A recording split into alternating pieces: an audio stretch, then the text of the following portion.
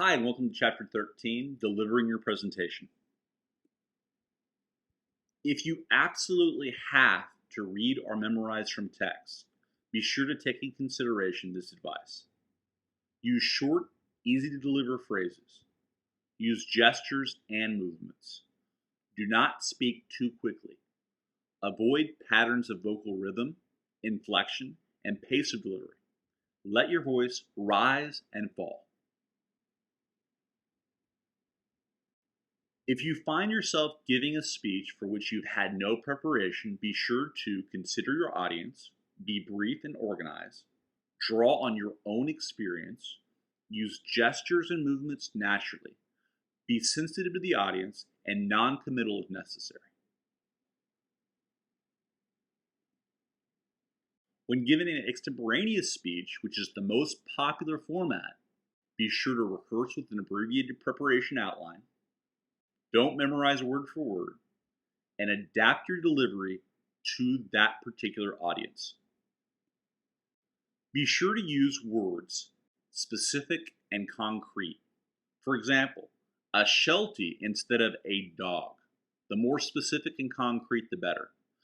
Be sure to use unbiased language. A chairperson versus a chairman. Be sure to use vivid language.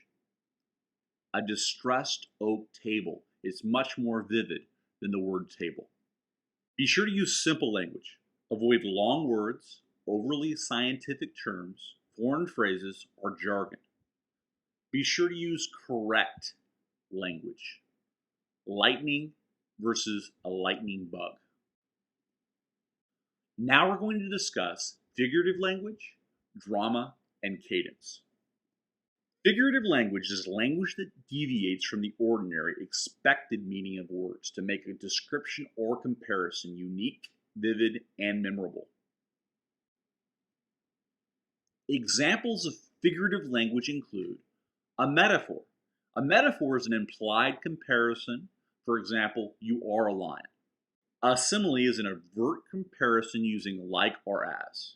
So, for example, you are like a lion. Personification is attributing human qualities to non-humans. For example, the lion said, "Pleasure to meet you.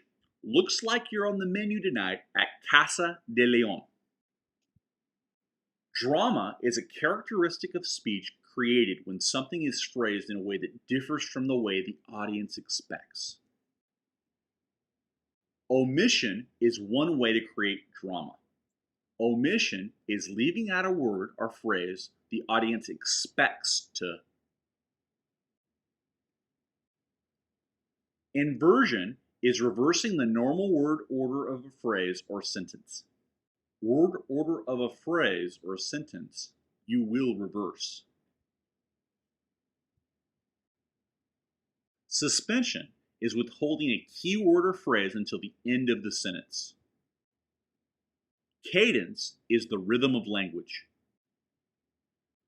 Examples of cadence include parallelism. Parallelism is using the same grammatical structure for two or more clauses or sentences. Antithesis is another example.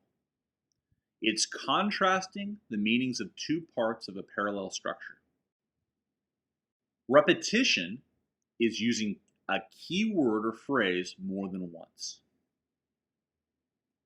Alliteration is the repetition of a consonant sound, usually the first consonant, several times in the phrase, clause, or sentence.